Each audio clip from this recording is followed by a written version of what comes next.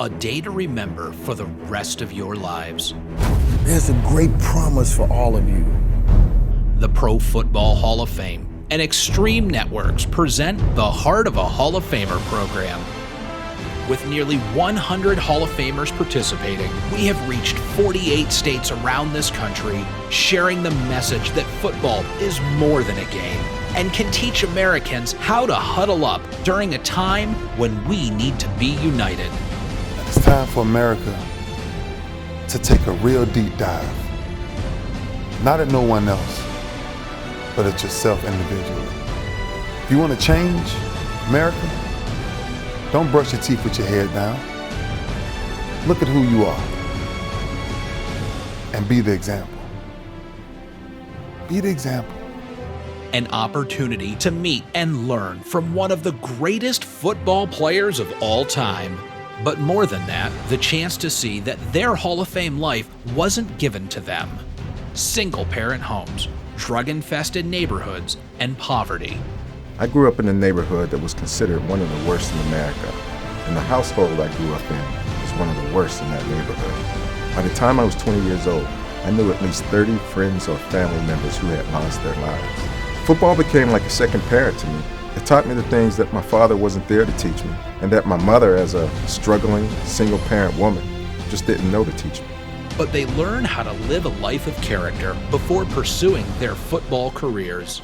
Today, you will learn you can do the same that they once did. Making good decisions can lead to a prosperous life both on and off the field. Your game for life has already begun. It's your decision whether or not you want to be a successful student, son, daughter, brother, or sister. Every one of you can have a Hall of Fame life, whether or not you play football. You can be as great as you want to be. The Hall of Fame is all about integrity, character, and excellence. You have the opportunity to represent yourself that way. You determine your character. Welcome to a once-in-a-lifetime program, the Heart of a Hall of Famer.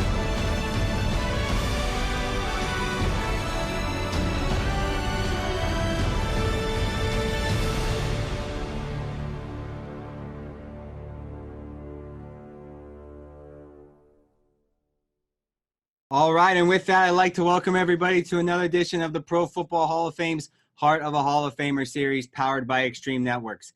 My name is Jake Ray, and I'm coming to you live from the Pro Football Hall of Fame in Canton, Ohio. And we're going to be featuring today Hall of Famer Gold Jacket Dermontti Dawson. We're going to turn things over to him here just a second. But before we do, we just have a couple quick – hold on one second. Just have a couple quick things we want to go through. Our mission here at the Pro Football Hall of Fame is to honor the heroes of the game, to preserve its history, to promote its values, and to celebrate excellence everywhere. Our values that we promote are those of commitment, integrity, courage, respect, and excellence, all of which we're going to talk about today. And you're going to find out more about how those values not only made those values here at the Hall of Fame, but they made Mr. Dawson a great football player, both on and off the field. I'm excited today, and hopefully all you students are as well, to hear what Mr. Dawson learned from those values on and off the field. Before we get started, just a couple quick thank yous. The first thank you I like to send is to our partners at Extreme Networks. Without them, this program could not take place. Do a lot of great things for us here at the Pro Football Hall of Fame and for schools across the country. Secondly, I'd like to thank our teachers and administrators. Without you, we appreciate you opening up your classroom to us today to learn a little bit about the Pro Football Hall of Fame and Mr. Dawson's career.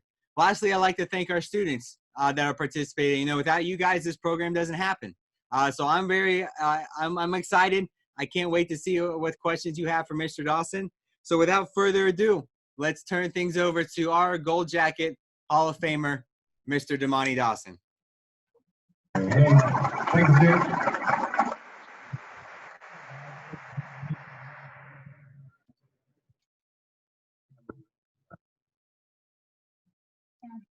Dermontti, you there? Yeah, I'm here, but I'm standing up. You want me to stay at the computer? Yeah. Okay, cool. That'll work. I know it's different. Yeah, but today, what we want to do is talk about character that works for you guys developing good character, because character takes you a long way other than just, say, having a great education. Being a better person is much better, and having character, treating people the way you want to be treated. I have a definition. I got to put my glasses on here. Character is the mental and moral qualities distinctive to an individual, the way someone thinks, feels, and behaves. And the Hall of Fame values that we try to convey to young people are commitment. And I always like to give a definition of the word. Commitment, the state of or quality of being dedicated to cause. One of our other values, integrity, quality of being honest and having strong moral principles. Our third quality is courage, strength in the face of pain, grief, or fear. Respect, a feeling of deep admiration for someone or something based on their abilities, qualities, and achievements. Excellence, the quality of being outstanding or extremely good. And these are the values that we try to teach young people, because not only do they transcend athletics, but they transcend into your life. And if you do incorporate them or choose to incorporate them, and we all have deficiencies, in whatever it is we do. I mean, we're not good at everything. And some of the qualities that I'm talking about and some of the values that help you build better character, if you're able to grasp it and try to make improvements in yourself, it'll help you down the road in your life. And, I tell my kids all the time that, quality, or just having a quality life and having character, it takes you much further.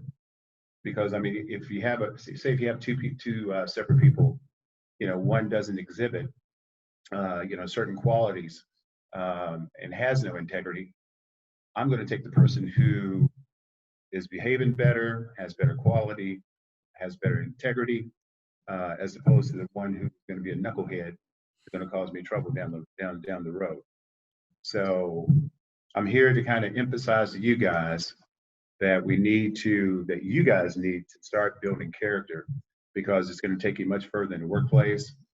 It'll help you at home. And I think it's just paramount that we work on some of the things that we're weak at as far as our character is concerned. But I'd like to open it up for questions. I think you guys have some questions, and I'd like to open it up. All right, yep, we'll start with questions right there with the students in front of you at Herbert Hoover. So go ahead and ask your question. And then, Dermontti, if you just repeat the question so everybody can hear it, that'd be great. All right.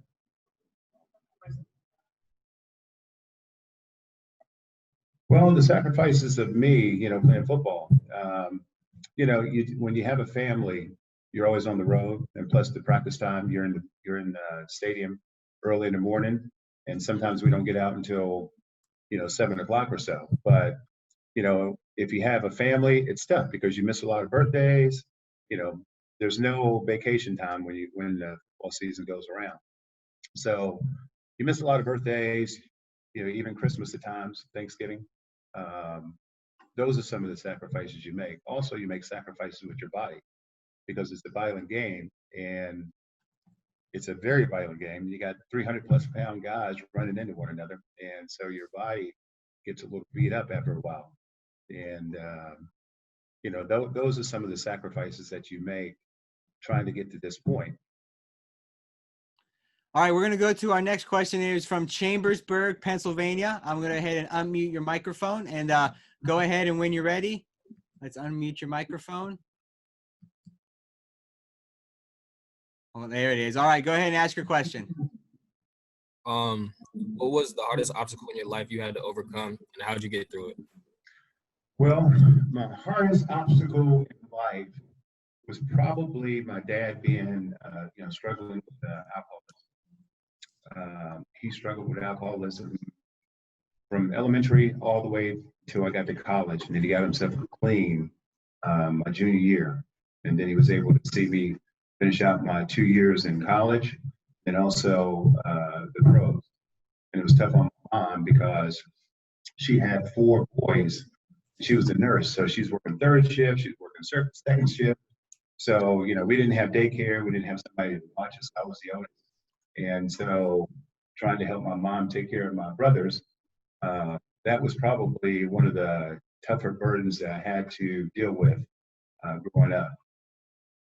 All right, our next question is going to come from Mr. Brown's class in Allegheny, PA. So go ahead and have your student come up to the computer, to the microphone, and ask your question.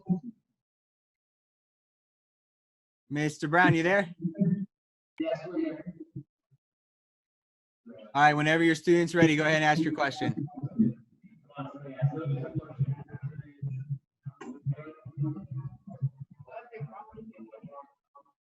Can you repeat that a little bit louder for me?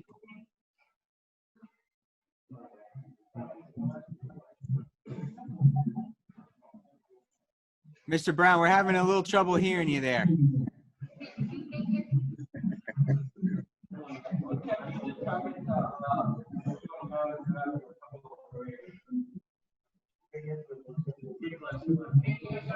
Hold on for a second. All right, you got a student ready there? Yes.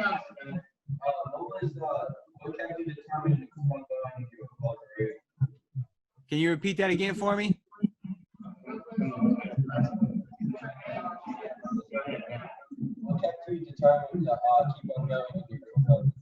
All right, so Dermontti, what kept you determined and kept you going throughout your career?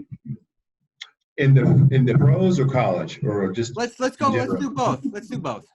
college? Yeah. Well, you know, in college I wasn't a starter until my junior year. They ended up redshirting our whole freshman class, and I could have given up, you know, but hey, I was working out.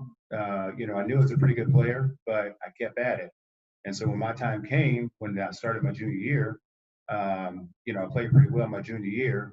And in the SEC, it's a pretty tough conference, and I played against some pretty good, you know, nose guards, linebackers, and just good teams in general. And my senior year, I did even better. But you know, what kept me motivated was that you know, I always wanted to excel. And my college coach, Jerry Claiborne, always talked about you know, striving for excellence. And he said, you know, men, he said, we lift all these weights. He says, you know, why can't you come out here and want to be the best? You know, you don't want to come out here and drag it. You know, drag around and not try to be the best person or the best player you can be. So that kind of stuck in my head. I thought it was kind of cliche because I was probably too immature to understand what he was trying to convey to us. And so I took that, even once I was drafted, you know, to the pros when I got to the Steelers in '88. I was a second round draft choice. I started my first year with the Steelers. And then I got hurt my knee. But when I came back, you know, I was in the weight room, training room, taking care of my body, doing what I needed to do to get back out on the field. And I wanted to be good. And the motivation for me was just wanting to excel because I hated being, you know, getting beat as a player. And I wanted to be the best I could be. And that's what motivated me throughout my whole career. You know, because I mean, some guys tend to rest on the laurel, you know, what success they had last year doesn't mean anything, you know, especially in the NFL as well. And then in college, you have a scholarship. In the pros, they're paying you to play. So they want you to play consistently each and every year. So my motivation was to improve on every aspect of my abilities. Any weaknesses that I saw that I had, I tried to work on those, and that's only going to make me a better rounded football player. And that was my motivation. You talk about, you know, being a second round draft pick to the Pittsburgh Steelers, coming out of the University of Kentucky. Was there any sort of chip on your shoulder, you know, because you were a second round draft pick? And I looked through the draft when you were drafted, and there were 6 offensive linemen selected before you. Now, one of those was Hall of Famer Randall McDaniel. Yes. But the other 5, no Pro Bowls, no big awards, and then you get to yourself in the second round. Did you kind of use that as, you know, extra motivation throughout your career? No, I didn't use that as motivation as far as being a second round draft choice. You know, I think either you have a mentality where you want to excel and you want to do good, and my work ethic was, I had a great work ethic as well, and I think that kind of comes from my background, coming up with my mom and those guys, because every Saturday they had us up cleaning the yard, washing baseboards, washing dishes, and we didn't have a dishwasher. So hey, I was not afraid to work, and my motivation just came. I just wanted to be good. I wanted to be the best player I could be when I was on the field. And same thing goes with my life. My brothers. I'm the oldest of 4 brothers, so I watched those guys. When my mom and those guys didn't have the money to send us to daycare when she was working either second shift or third shift. But yeah, it's just. And I forgot the question. I was going off on a tangent there. Drafted in the second round. Yeah, well, Well, I don't think that was the motivation. I just wanted to be good. All right, it looks like we got a classroom full of students there with Mr. Hickey's classroom. So I'm going to go ahead and unmute your microphone here. So go ahead and step up to the computer and ask your question. I didn't know he was going to do this. I thought it was something like that. Hello? Hey, how are you? How are you? I didn't know you were going to volunteer. All right, so if you have a student that's ready to ask a question, go ahead and step up there to the laptop and ask your question. Yes, sir.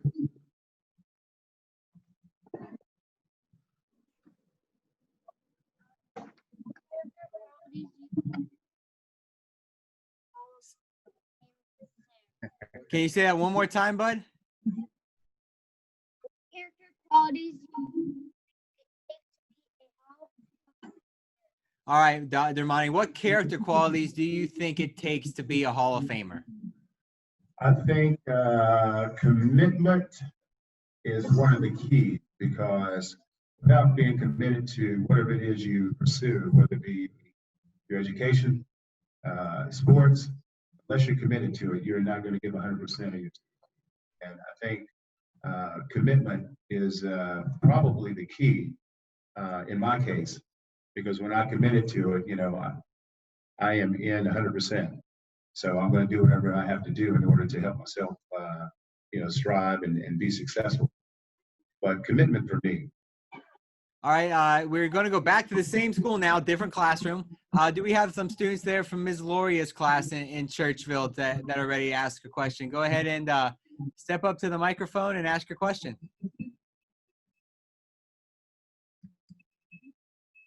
Maybe we don't have students ready to ask questions. All right, we'll come back. All right, oh, there they are. All right, go ahead and have your student ask a question.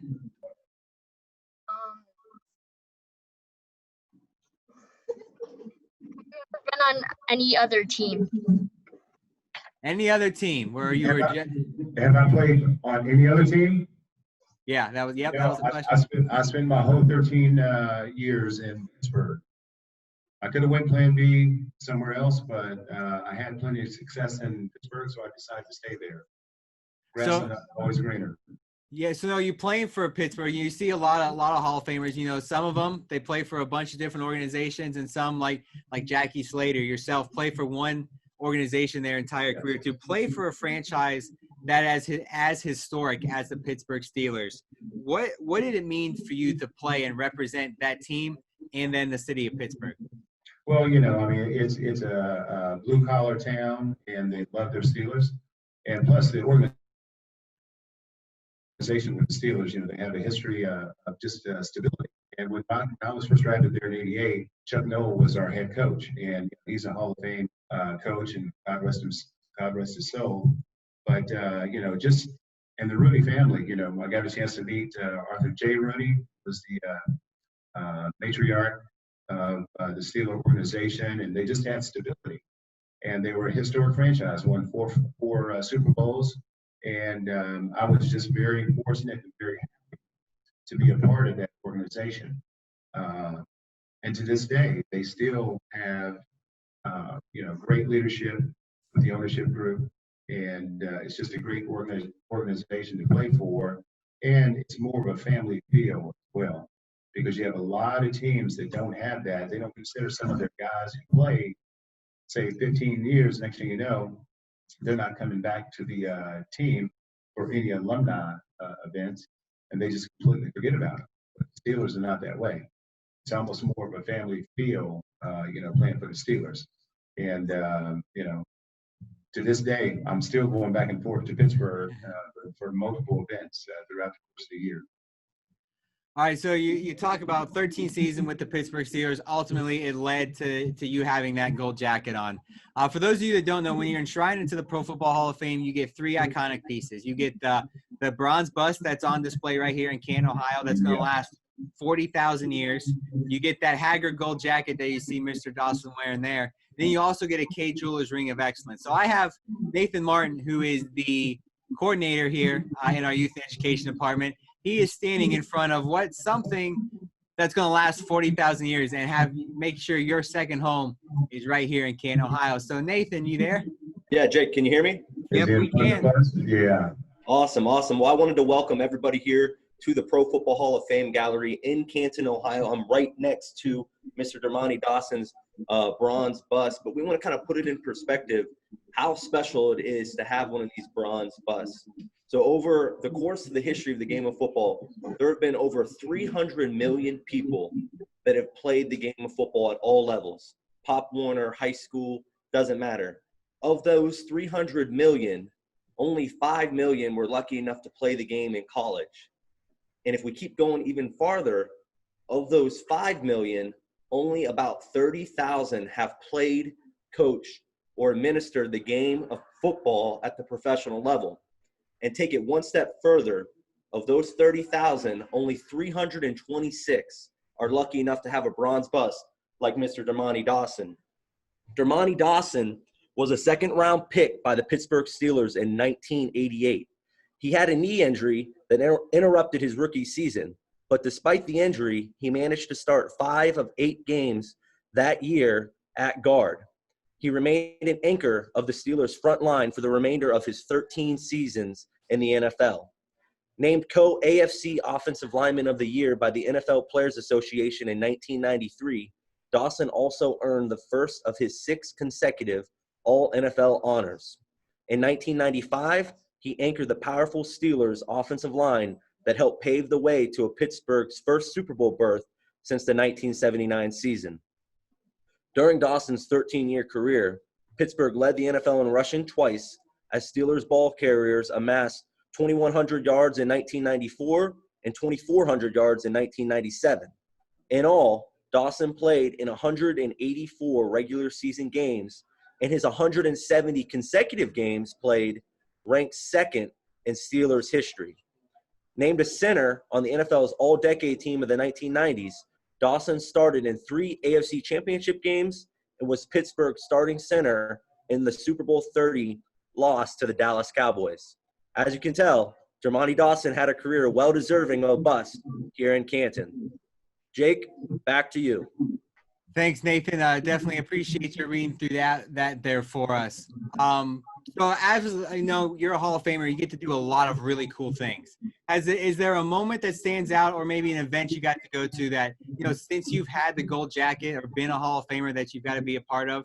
Is there like a coolest moment, a great moment that stands out to you? Well, I was invited to an event. It was Gallo Wine Company up in Sonoma County, Sonoma, California. We had an opportunity to go up there and visit some of the wineries with some of the executives for Gallo Wine Company and their top, their top sellers of their liquors. But that was a great event that I had an opportunity to participate in. But, the one that I really enjoyed the most is coming back for enshrinement in Ohio. The autograph signing, gold jacket celebration, like for the new guys who are coming in. It's just been so many of them. Jake, I can't recall some of them, but just coming back to Canton every August is probably the highlight of my career, to get a chance to see all the other gold jackets. And for me, I really didn't follow anybody when I was playing football, but when I'm in the room, with Bob Greasy and all these guys, and Howie Palm, you know, and unfortunately, Mr. Willie Brown of the Raiders just passed away. Just, I guess, and you know, get a chance to Jim Otto and get a chance to talk to some of these legends and have those guys validate your career, because you know most of the guys who are in the Pro Football Hall of Fame, we feel like we don't deserve that honor, but it's validated. You see some of these, talk to some of these older guys, and then they validate it and say, "Hey, man, you're a hell of a player." So it makes you feel a little bit better about yourself, and you know that's always a highlight to be able to go back and see those guys, because you have so many guys now, they're getting up there in age, and we make sure, and I always make a point just to talk to some of those older gentlemen, and try to get to know them, because I mean they're national treasures. They've got you got Bobby Bell played segregation. Black players couldn't stay in hotels with the white players, you know. So all these guys have a lot of stories, man. It's a lot of history. So you know that's a highlight for me, going back to Canton, Ohio, and just being a part of the festivities throughout the course of the week. All right, we're going to turn things back over to the students right there in front of you at Herbert Hoover High School for the next question. So whoever's got a question there, go ahead and ask it, and then we'll keep moving. We'll be coming to Chambersburg next. So Chambersburg, be ready after this.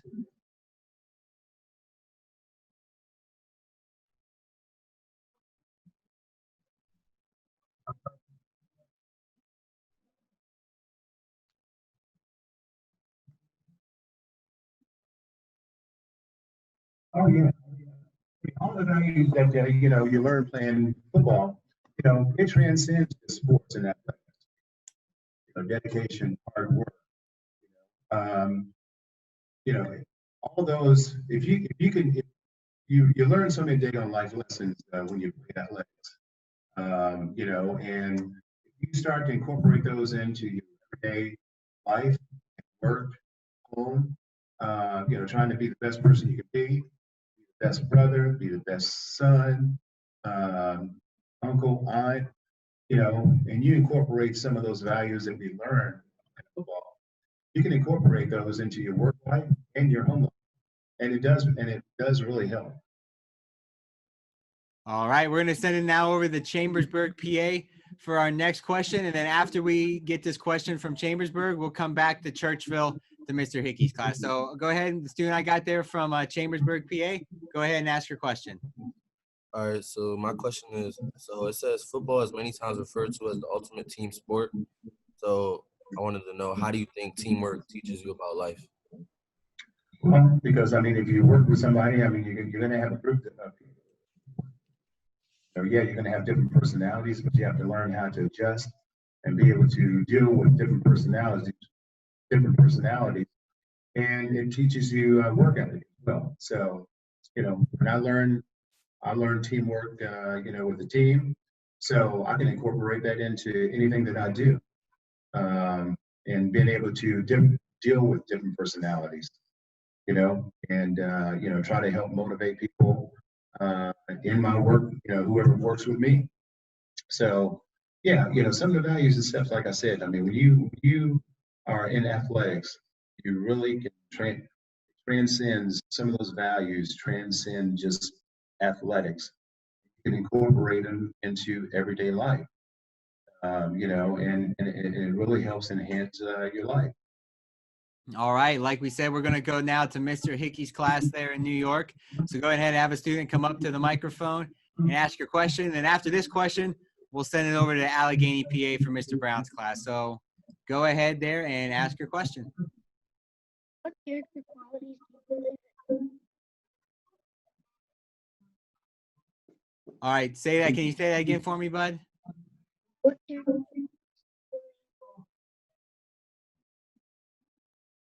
So what character qualities are important to you? You know, maybe like we talked a lot about what character qualities make you a Hall of Famer, but you talked about maybe, you know, being a better brother, a better son, dad. What character qualities do you think that you can take from the game of football and then apply those to your life off the field? Striving for excellence and integrity. You know, for me, striving for excellence in everything you try to do. Work, I don't care what it is. I mean, no matter what you try to do, whether it be sports, academics, you always should strive to try to be the best you can be and excel. Integrity too. You have to have integrity. Because I mean, I talk to my daughter all the time about her. I ask her, I said, do you have any homework? No. The next thing in the morning, she's trying in her room, trying to get done the homework she said she didn't have. So, I told her, I said, look here, woman, you have to have a little bit more integrity than that. I said, if I ask you about homework, you have homework, next time I'm going to go in your backpack and see if you have any homework. But it's a thing. It's a maturation thing too. The more life experiences that every one of you guys have, you learn lessons from those. And having integrity and doing what needs to be done without your parents or your teachers, on your back every 5 minutes, that can really help you. And yeah, I just think that integrity and striving to be the best, excellence, some of the values that we preach are two of the keys. All right, we're going to send it over now to Allegheny, PA, to Mr. Brown's class. So we'll have that student step up to the computer there and go ahead and ask your question here for Mr. Dawson. Can you hear us? Yeah, we can hear you. Okay. The question is, what health and dietary supplements did you use as a player? How did you maintain your physical fitness? So any health tips or physical fitness tips that you had there during your career, Dermontti, that helped you maintain and play for those 13 years? Well, I mean, you got to take care of your body no matter what sport you play. And for us, it was always lifting weights and running and being in the gym. For me, I was always in the weight room trying to get stronger during the off season. But during the season, I'm just trying to maintain some soreness here and there. But that's the only way to work it out. And you have to be smart to your body, because you have to be able to listen to your body and know your body and what it takes to help you physically be fit and ready to go. Because football is a very violent sport and physical sport. So you take a lot of pounding. So that's the reason why you lift so many weights. Baseball is a little different. You still have to condition those muscles to swing, running, stretch. So I always try my best to be in shape. I used to, when you all see, because the stadium, or we couldn't get into the weight room to a certain point during the off season. It's because we had a down period. But I would take about 2 months off, not do anything, just kind of let my body heal. And then I started out slow by running. Then I would start jogging, start lifting weights again. And then I would start with longer runs, maybe a few miles. Then I start breaking it down to a quarter of a mile. Then, running sprints and striders, trying to get myself in shape. I have a lot of guys, because we always have a fitness test when you get back to camp. And I'm sure you guys up here that play football understand that too. They know all about the physical fitness test that you have to take when you come back. But, the physical aspect of it, hey, you just have to condition your body and eat right. You just can't. I was trying to gain weight when 1992, when Bill Cowher came in. They made me gain 20 pounds. I was already 290. So they made me go up to 310. So I was eating ice cream, cookies. I'd eat a dozen chocolate chip cookies, fresh baked chocolate chip cookies, trying to keep my weight on. Ice cream. Anything I could consume, I was consuming, trying to get those calories. Probably the wrong thing to do. Then I started working with a dietitian who was having me get more proteins, and that really helped me gain the weight. But, yeah, I mean, you're always doing things physically to try to keep yourself in shape. Whether it's running or stretching. We got a question come in here from Facebook Live. John from Columbus, who's been watching the program, wants to know your experiences and your thoughts on the Steelers and the Browns rivalry throughout not only your career, but where we are today. And I think I read online you were a part of two of the most lopsided win and losses during your time with the Steelers, like a 50-some into 0 win, 51. and I then think like it was 51 to 3 to zip. nothing loss. Yeah, and So, they beat us at home, I think. so throughout your career, what was that rivalry like? It was tough, because when I first came to Pittsburgh, I mean that was the rival. Playing against Cleveland in Cleveland Stadium, home Stadium, and some of the veteran guys when I first got there, they told us, they said, "Hey, man, Cleveland, hate Cleveland." They had other words for it, but hey, you were taught to hate Cleveland, the Browns, and I've got a good friend, Frank Minifield, who was the defensive back at that time, that played for Cleveland. And Frank lives in Lexington. He went to Lafayette High School, and I went to Bryan Station High School. Frank's just a few years older than I am. But Frank came coming through our huddle one day when we were playing those guys up in Cleveland. And I said, Frank, what the hell are you coming in our huddle for? He said, what's that, big dog? But just trying to give us a hard time, but I always hated playing in Cleveland. Always hated playing in Cleveland. And I still hate Cleveland. All right, we're going to go back to our students there at Chambersburg High School. Mr. Flores' class there for our next question. So whenever you're ready, go ahead and ask your question. My question is, what are some examples of times that you've had to persevere through adversity? Well, 1999, I ended up tearing a tendon in my hamstring, the Pro Bowl. It's called the ischial tuberosity next to hamstring to pelvic bone. And I ruptured about 40% from the bone. But I didn't find that out until I went and saw a specialist. They treated it like a hamstring pull, but it wasn't. It was much more severe, and it could have detached if I would have stressed it out a little bit more. But I didn't find that out until the 1999 season when I went to a specialist in Florida.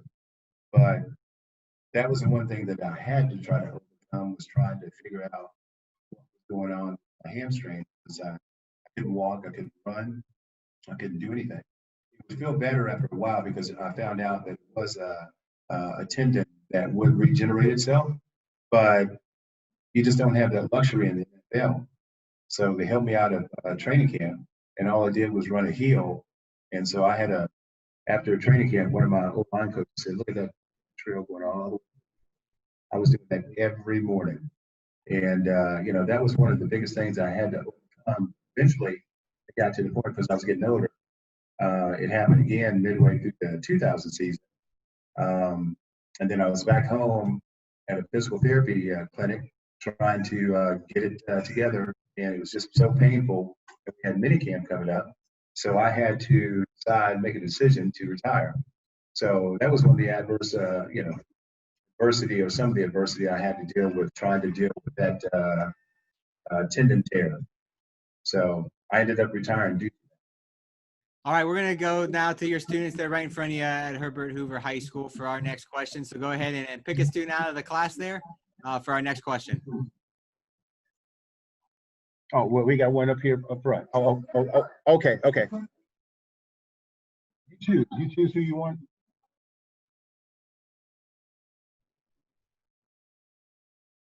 What was that?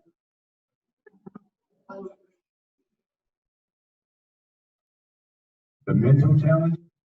There's always a mental challenge you got to overcome with professional football. You have coaches that conversation. Not like and I was his whipping boy because he always got on me about everything. Even though I was doing things right, it got to the point where I really wanted to punch him. But I know that wasn't going to be the smart thing to do because I probably would have got myself in trouble. But he hated me for some reason. And then usually in the Steelers Digest, what they do a highlight of all the draft picks. And he ripped me a new one. So I had, Mike Webster, you had all these guys that were there before me, and that I guess, that were very respected veterans on the team.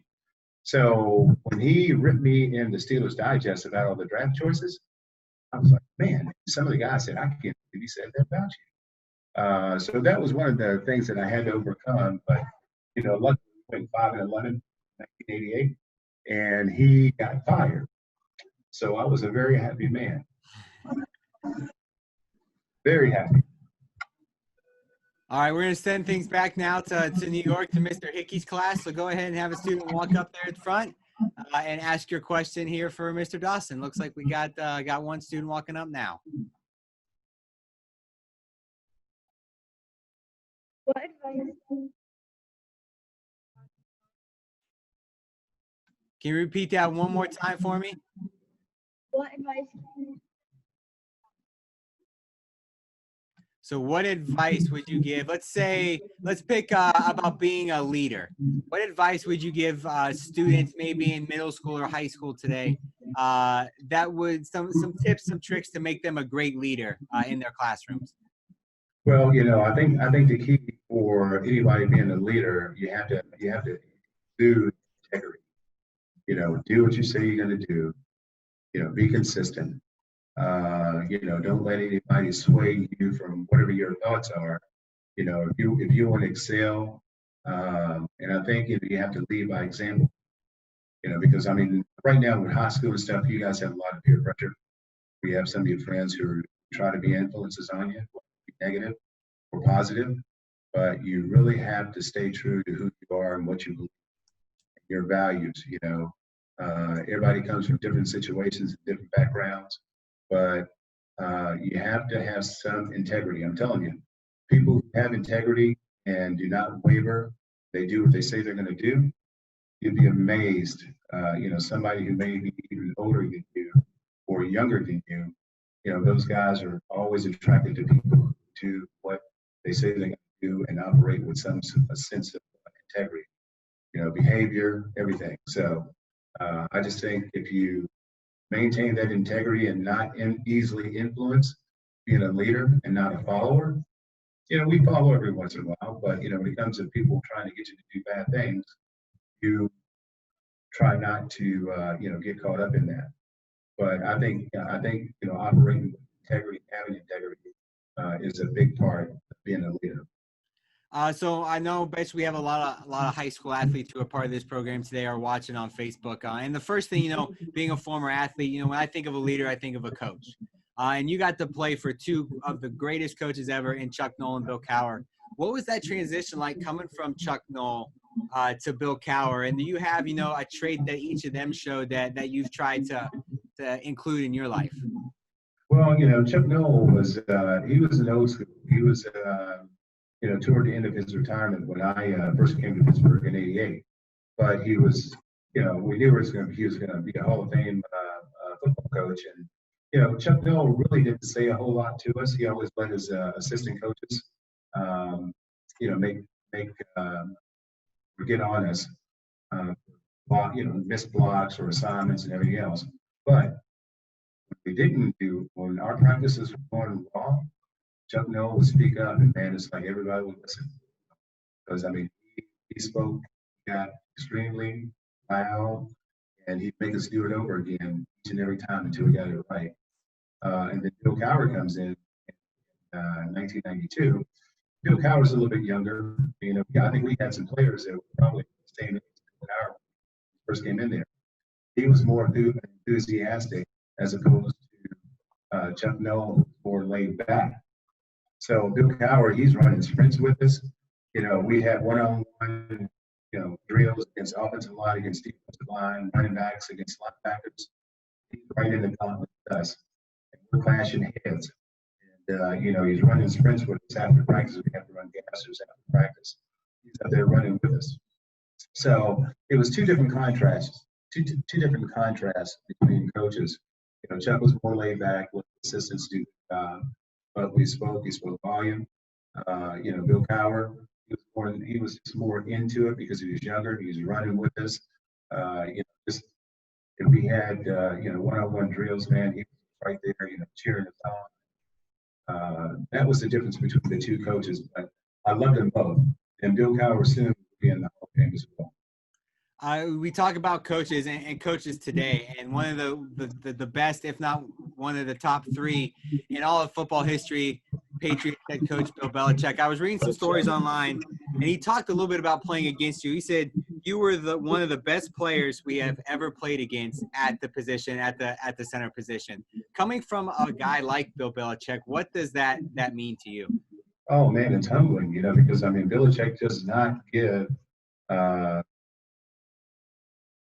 I guess, yeah, he doesn't compliment a lot of people when it comes to play. And for Coach Belichick to say that, that's a big honor for me. He's just saying that I was consistent and tenacious when I played. So hey, I'm very humbled when I heard that. We got another question that came here from Facebook, and I apologize if I pronounced the name wrong. Sunduri says, we talked about all those values. Which of those Hall of Fame values do you believe is the weakest? And what do you think yourself, even now, which of those values you need to work on and make that even better? What value do I need to work on? Yeah. Courage. Because I mean, I used to be afraid of speaking in front of people, like I said, a lot of people. I hate being the center of attention. In certain situations it's okay, but when I am the main focus, I know I got to be somewhere and speak. Maybe I'm not for sure I'm very versed in. I study it. I have my notes. I think I had a lot more to offer young people if I hadn't had been scared to talk to people or do public speaking more, based on the situation. And I'm still working on it, but I'm up here in front of you guys and I'm fine. But I'm working on it. So I have to, fear. I forgot what they said about fear is, I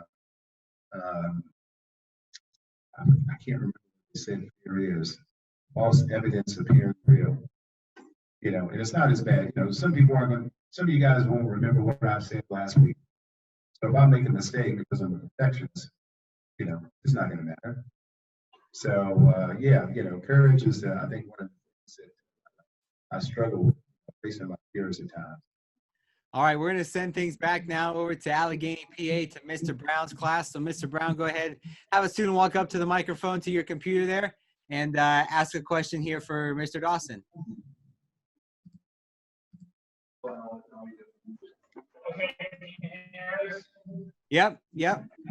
And the question is, when did you first put on a helmet, and how many different positions have you played? So when did you first strap on those shoulder pads, put that helmet on, Dermontti? And then how many positions throughout your life have you played? I've only played 3 different positions. I played defensive on 4, but in a real game, only 3. I played tackle, offensive tackle, and defensive tackle in high school. Then in college, I played guard. I was a point guard. But then my coach had this bright idea to try the defensive line during the blue-white, during the spring practice, right before the spring blue-white game, back to guard. So I was drafted as a guard, and I played a little center in college as well. But I was drafted as a guard, but some of the scouts, when I went to the All-Star games, the Senior Bowl, they ended up switching me to center to see if I could play center and guard. So I played, I guess, 4 positions. All right, we're going to have a student there right in front of you in California. Go ahead and ask a question, and then we'll keep moving on after that. All right.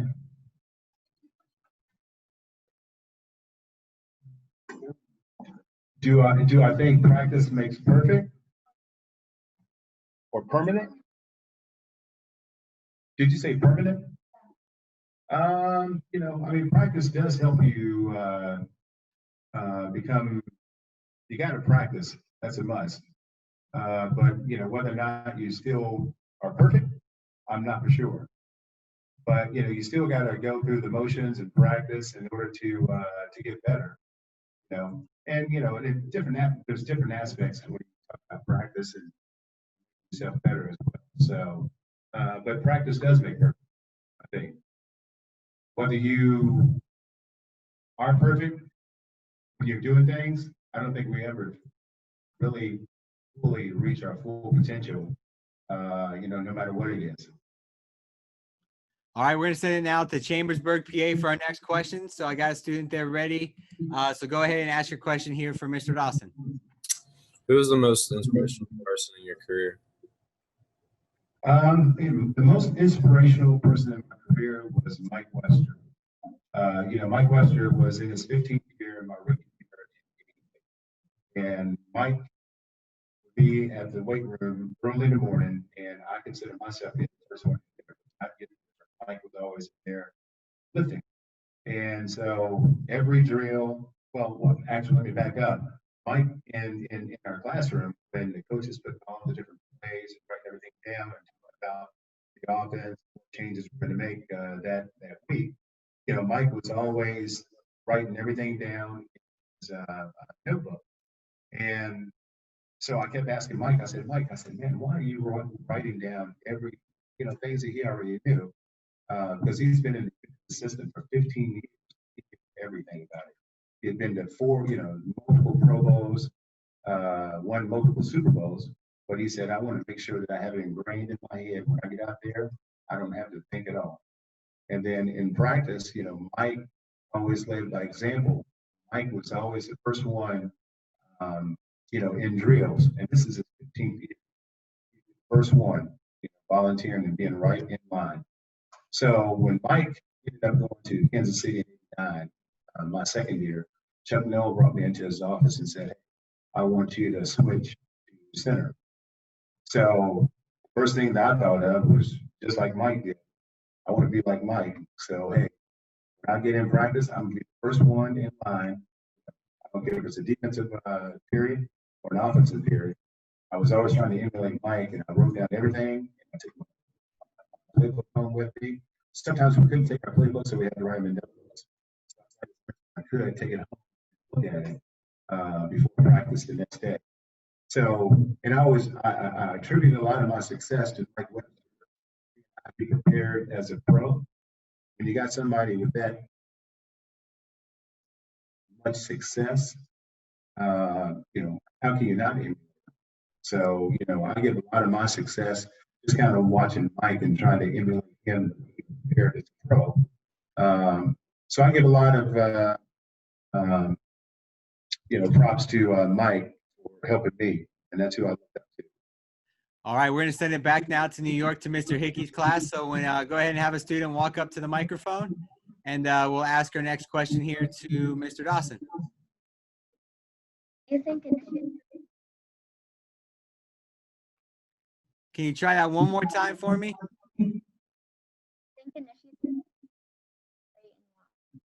All right, one more time. Do you think an issue? Can't hear you. Do you think, what's your question? No, I'm sorry, we still can't hear you. All right, so